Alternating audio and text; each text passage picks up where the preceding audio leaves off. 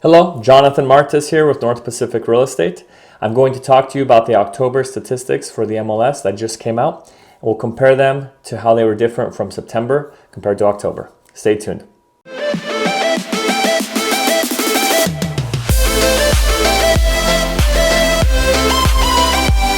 We're going to look at October statistics. This is the November update, but it's for October stats since they just were released. We do have to wait for that month to pass before we can have all the data. So we're going to go ahead and look here and compared to September, how they changed. Okay, on the left side will be September. This was a previous video I made. If you haven't looked at it, you can check it out. But this will give us a good idea that compares September of this year to October and see what changes there are. All right, in September it was $599,000 for the median closed price, and now in October it's $595,000. So a decrease of $4,000.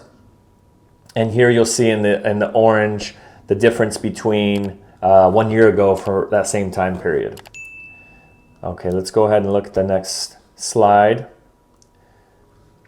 Closed sales, 7,504 residential homes and condos were closed in September compared to 6,464. So you can see there's a decrease of over 1,000 units less that sold in October.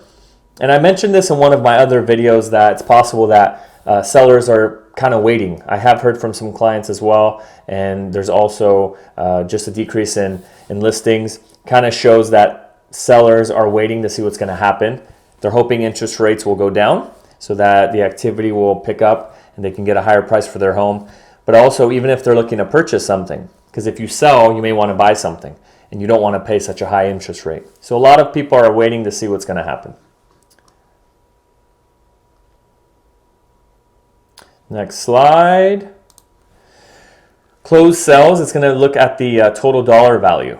In September, $5.45 billion total compared to $4.68 billion.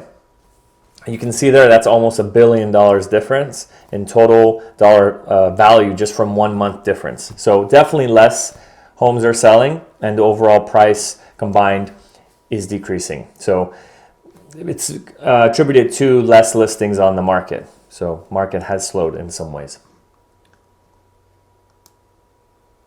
Okay, next slide. The median sales price for new construction in September was $749,950, and in October it was $699,994. So right there, $50,000 difference on the median sales price for new homes.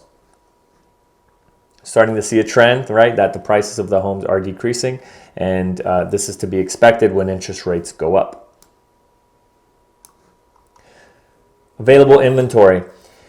A balanced market is 4 to 6 months of available inventory. What that means if no other properties were listed, then every property would sell within that 4 to 6 month time frame. In Seattle and in the greater Seattle area, it's rare that we have anything in 4 to 6 month time frame for available inventory, and we can see here some examples.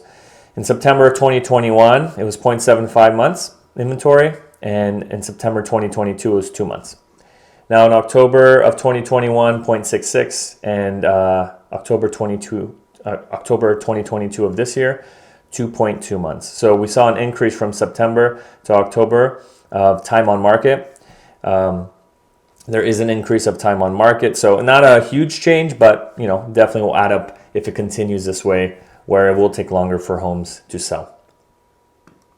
And pretty similar here, 2 months for the homes to sell. They're rounding down here for the 2.2, but for the exact numbers we see that there is a slight increase month over month.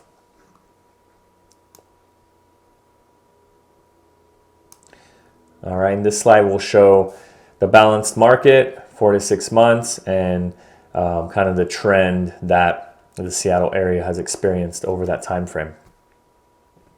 And you can see the active listings, 15,000 compared to 14,200 in October of this year compared to September.